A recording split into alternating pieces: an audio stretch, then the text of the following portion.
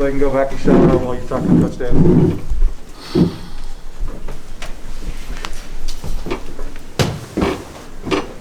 Greg Barnes in South Carolina. This is for both of you guys. John Calipari just told us that they kind of changed up their offense to really refocus on the dribble drive and to get to the rim. What's the challenge in trying to defend that on the perimeter and then down on the block? Well, I'll say going into the game, we knew that's what they were going to do. I mean, they did everything that the coaches told us they would do. We just didn't execute the game plan. Follow up on Armando, totally agree. We knew coming in, a couple of players like to drive, and it just came down to, toughness and executing, and we just didn't do that this day. Questions, please raise your hand. We'll get one to you. Right up in front here. Did you guys sense early on that you guys were having a little bit of trouble matching their energy? And outside of the last couple of minutes of the first half, it seemed like the rest of the game, their energy was a higher level than yours. What would you guys kind of attribute that to? I would just say just not following the game plan. The coaches, they told us that they were the best offensive rebound team. They told us that right before the game, and all the practices leading up to this that they like to get to the glass. And we knew that, but, I mean, right away they came out getting 4 or 5 offensive rebounds in the first few possessions. And then also, too, on defense, we knew they'd be aggressive and try to get us up out of our sets. And it's tough to, try to score the ball and get in our sets when we like catching the ball far out and just not in the right spots. I just feel like the last 4 minutes of the first half, that's when we finally started to pick up the energy. The first 15 minutes of the first half, and in the second half, we just didn't execute our game plan. We weren't the aggressor. We didn't show any energy or effort. So we'll learn from this, hats off to Kentucky, but we'll learn from this and then grow. Hey, you guys, it seemed like there were some similarities between this game and the Tennessee game. You obviously bounced back after that game and reeled off 5 wins. What do you see as being key as, bouncing back after this one? And does it erase what you guys seem to be making progress in those 5 games? I would just say just give us a little perspective on just how much better we got to be as a team, just how much better we got to be as a team to get to where we want to be and being the best team in the country. That's all. It shows that we can't take any nights off. We have to be in high energy, aggressive team every time we step on the floor. This one was definitely embarrassing. That's all I have to say. Armando, you mentioned the lack of execution and then the lack of effort.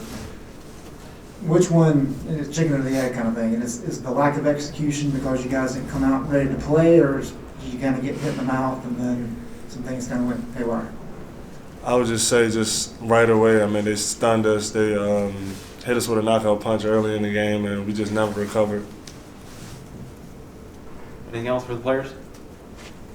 All right, we'll take one more here from Kyle.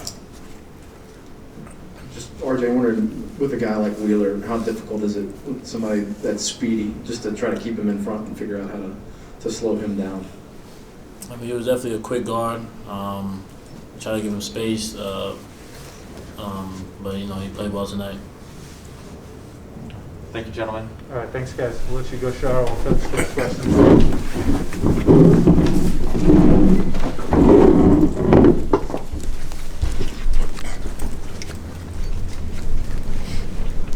Coach, they had 54 points in the paint, 36 in the second half. Yeah. What was the issue there? And if you also add Purdue and Tennessee, it's 150 points in the paint in those 3 games. What is the problem, and how do you fix something like that? Well, one, I don't want to talk about Purdue and Tennessee anymore. That was over a month ago. I'd like to talk about this game and what went wrong this game. You talk about the points in the paint. They got it in many different areas. Number one, we did not have an answer for Wheeler. He was faster than any one of our players. He was able to get anywhere he wanted to.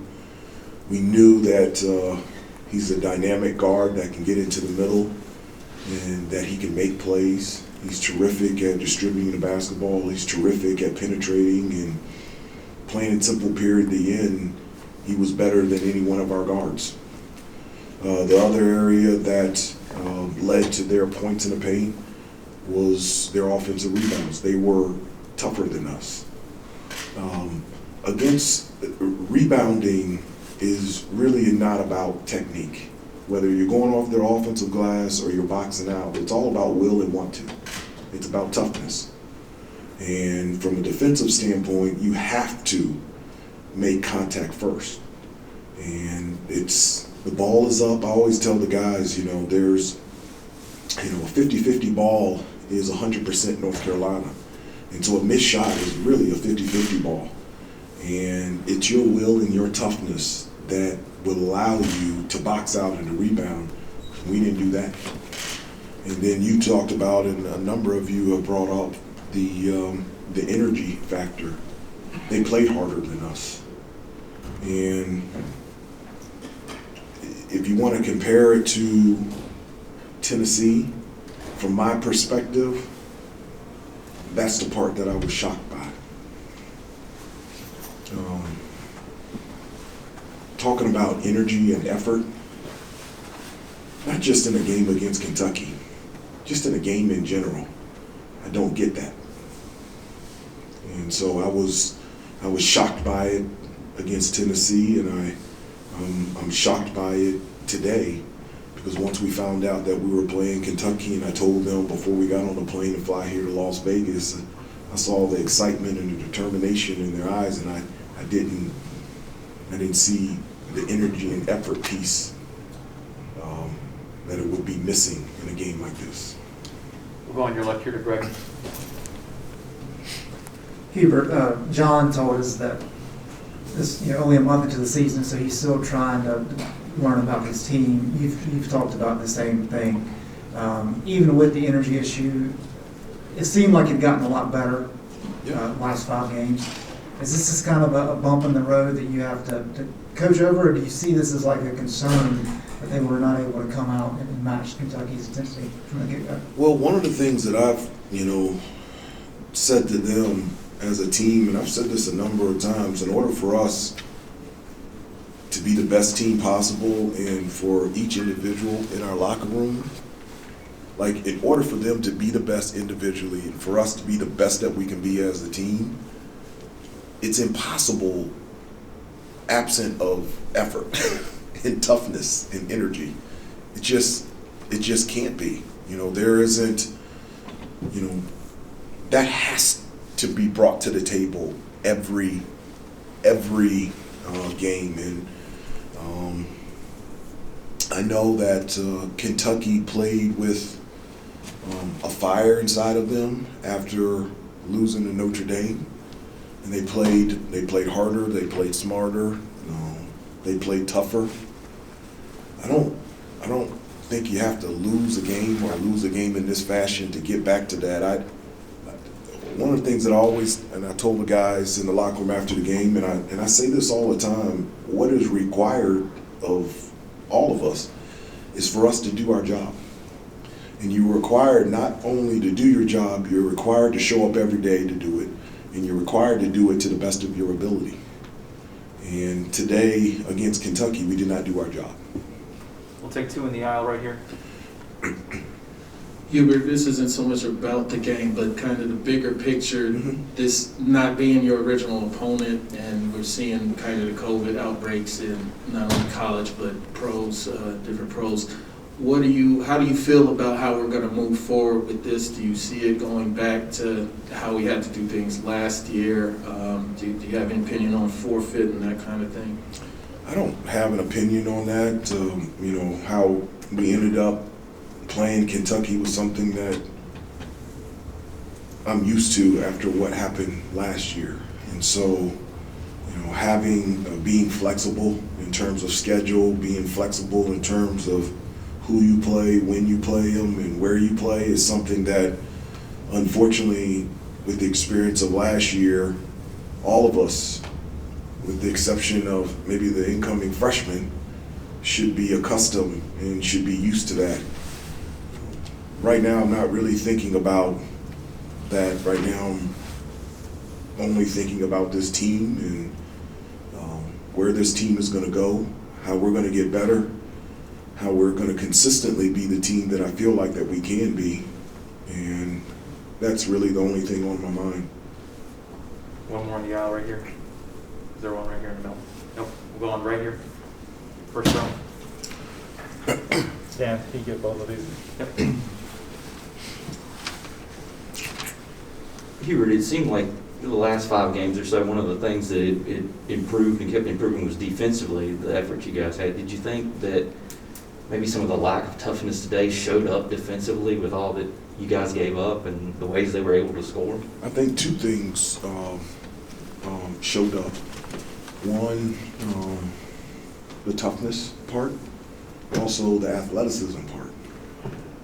Kentucky's very long, they're athletic at every position, and just because you play an opponent and they're longer and they're more athletic, that doesn't, to me, that doesn't mean anything. What means something is the energy and effort. And one of the things that I've talked to them about is I'm always motivated.